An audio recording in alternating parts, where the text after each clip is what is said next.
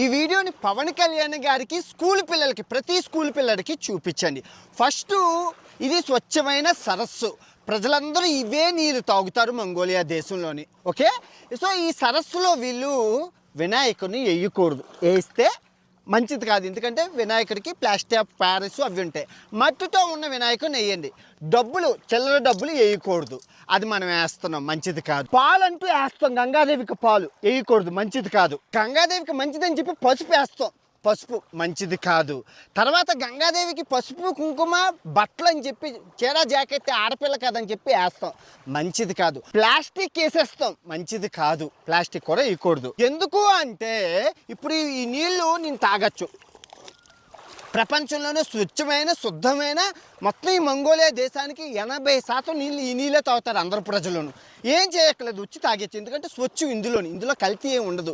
ఇప్పుడు ఇవన్నీ వేస్తే